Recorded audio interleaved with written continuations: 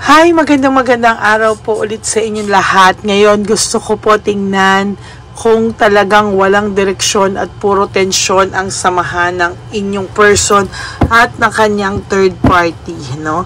Gusto ko pong tingnan ngayon kung ano po ba ang nangyayari sa kanila. Bakit ganon yung reading ko kanina, no? Kung meron po bang nangyayari sa third person, sa person nyo at sa third party nyo, tingnan po natin, ano?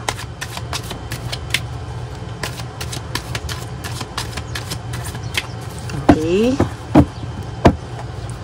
Pili po tayo ng 10. Okay. 1,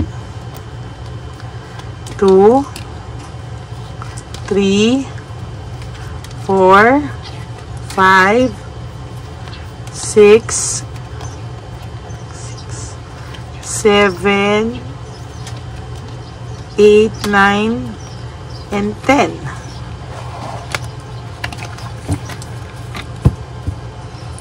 Ngayon, tingnan naman po natin ano po ang makikita natin at makukuha natin sa barahan namang ito.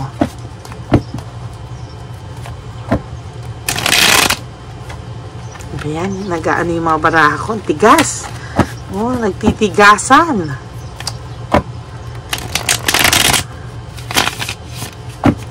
Okay, pili rin po tayo dito ng 10. 1, 2,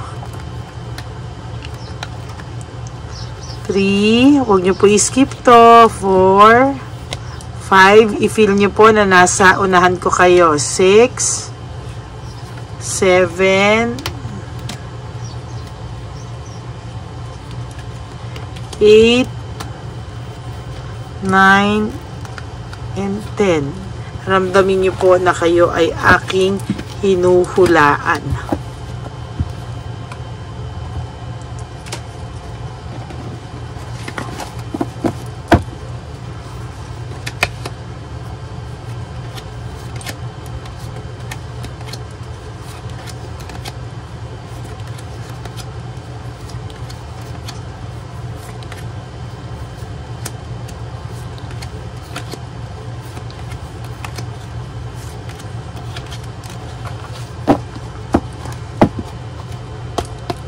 Okay. Nako. First card nyo po is if this is about excess pride, no? May punishment po sa kanyang nangyayari ngayon. Pinapunish siya. May excess pride po. So, dalawa po sila. Both of them has pride, no? Mataas na pride and mataas na ego. Pareho po silang greedy and possessive, no? So, nagka-clash po yung samahan nila. Because before, pag sa'yo, no, kahit papano, you always give way, no? Nag-give way ka palagi para wag na lang mag-away. Pero dito po talaga is really, no, may greediness and possessiveness. Nagsasakalan po sila. Maybe because nararamdaman din po ni Chabilitang Palaka or ni Shokoy, no, if he is or she or he, no, nagsasakalan po silang pareho, no. Nakakaramdam po maybe that your person, nararamdaman ni third party, Chabilitang Palaka, na yung person nyo still thinks of you and hindi pa po talaga siya nakaka-move on from you. Mahirap po kasi yung larong tagu-taguan, ano? Kaya talagang yung samahan nila is really wala pang direksyon and puno talaga ng tensyon, no? Tama yung nakita ko kanina. Kasi yung samahan nila is more on tagu-taguan ng feelings, meaning hindi po talaga siya involved 100% dito kay Chabilitang Palaka. Well, in fact, sabi ko nga sa first reading ko kanina, dapat po mapanood nyo yan bago nyo pa mapanood to. Kasi hindi malilito po kayo, no? So, yung title po kanina is Bakit ka pa niya naiisip at hindi makalimutan. Kailangan hanapin nyo po na yon bago po kayo mag-shift papunta dito, okay? So, kaya po ganun yung nararamdaman ni Chabilitang Palaka. It's because nakakaramdam po siya technically na merong something still going on with your person. Hindi pa po ito finally nakaka-let go sa'yo. No? Maybe, kayo ay, pwede rin kayong LDR. Sa nakikita ko, pwede rin kayong LDR. Kahit malayo ka, sila yung magkasama, naiisip ka pa rin ng person mo. No? As a matter of fact, siya po ay self-pity, nagluluksa, nag-grieve, no, sa pagkawala mo, no? Talagang nalulungkot din po siya. Somehow, he feels so lost, and he feels that, nandyan na kasi siya sa sitwasyong ganyan, so wala lang siyang magawa, no? Somehow, he tries to adjust, he tries to recover, pero kasi po, alam mo yung sumisingaw po talaga na kahit pa paano na aamoy ni Chabilitang Palaka yung baho nitong person mo, meaning na aamoy po ni Chabilitang Palaka na hindi pa po talaga sa'yo nakaka-move on itong person mo. Pero yung person mo, kahit sa sarili niya, he is denying that he is still in love with you, or he still loves you, or meron pa siyang care and concern sa'yo. Siya mismo, he is denying that to himself. No? Pero dahil po hindi po ito matago o maitago, talagang sinasabi ko po sa iyo na there is something wrong sa samahan nila.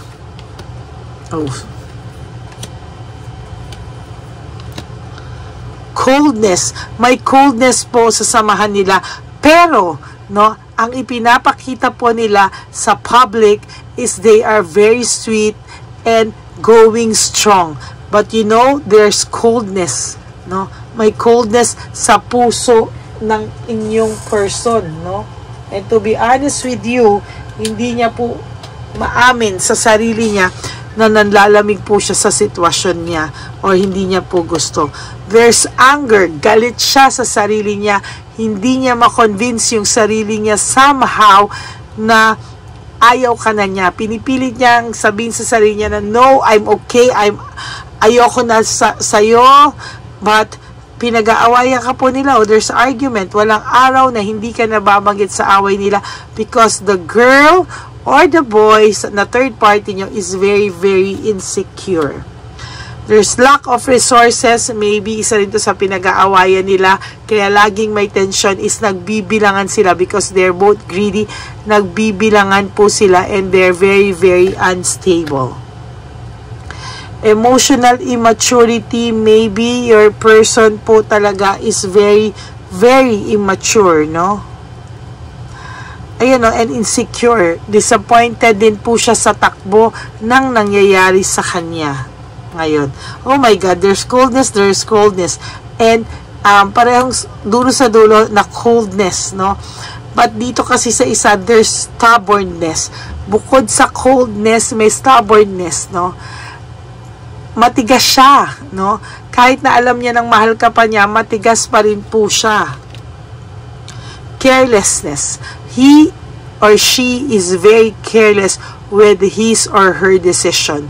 Kaya most of the time, napapahamak ang person nyo because of this, no? Ayan na naman po si fear of change. Every time na lang, every now and then, sa 10 baraha lang na kukunin ko, palagi siyang lumalabas. Very recent. I think starting last Sunday, if I'm not mistaken, until now, lahat po may fear of change. There's really ano dito no? Ang laki ng takot niya, na yung takot niya na yun ay nagpapahamak sa kanya. He wants to win at all costs. Gusto niya pa ring manalo, mapakita sa'yo na maayos siya.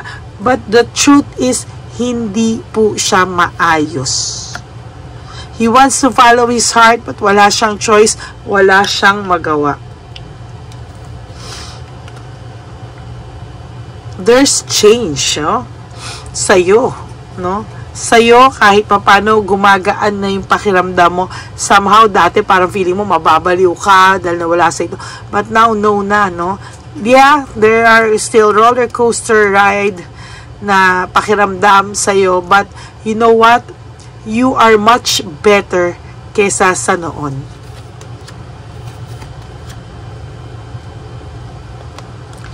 Error of judgment, maling-mali po siya sa paghusga niya sa'yo sa mga nangyari. Wala kayong closure or incomplete closure or wala pong totoo sa lahat ng sinabi just to justify na nagkahiwalay kayo. Maybe this person ghosted you or this person lied to you or hindi po kayo nagkaroon ng maayos na hiwalayan at all. Now, he feels bored, no? Ganyan siya, na bored lang din naman kasi siya sa'yo nung una.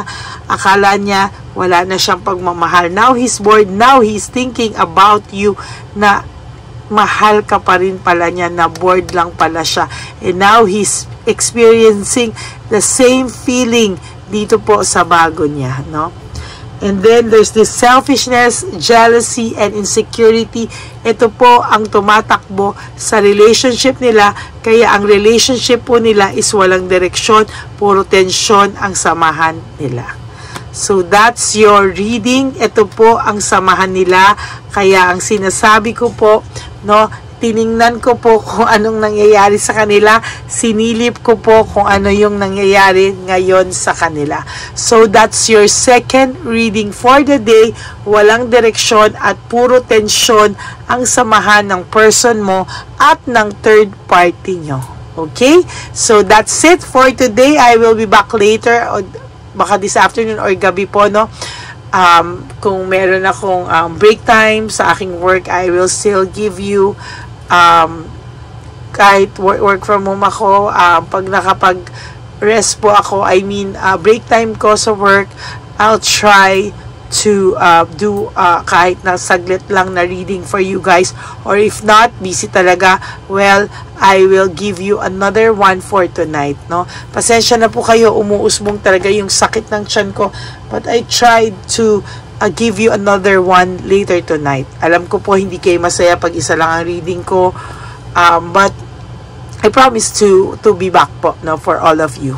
Okay? Maraming salamat po to all my Lady Reyna friends, family, and subscribers. Thank you so much, and I am grateful to all of you. And I love you all from the bottom of my heart. Really, I really love you all. Thank you po sa lahat ng support. Nagpapasalamat po ako sa inyo. Tulungan nyo din po ako maka 10,000 subscribers. Please, no, pakisabi po sa lahat ng makakilala nyo to please subscribe sa ating channel. Ang channel po na ito ay ating channel. So please help me reach 10,000 subscribers.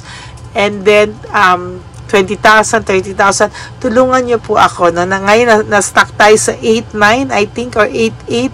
So, sana po matulungan nyo pa po ako na mag-grow ang ating subscribers. Okay? Maraming salamat po sa inyong lahat. To all of you who wants to have a private reading with me, you can message me at Lady Lee Elena. Nasa dulo po yan ng ating video. That's my official and only legit account. Ingat lang po sa mga subscribers, okay? Just enjoy your day, everyone. Have a great day ahead of you. I told you, let go and let God write your love story. Just surrender everything to our divine universe, our Papa Jesus. He will always be there for you. Huwag po kayong malungkot. Life is short. Don't make it shorter by stressing yourself from pains and the heartaches. Mahal na mahal ko po kayo. I will all see you again later for another reading. Huwag po kayong magsasawang makinig sa akin at hindi rin po ako magsasawang magbigay sa inyo ng mga general reading. I love you all and God bless you. I will see you all again later. Bye!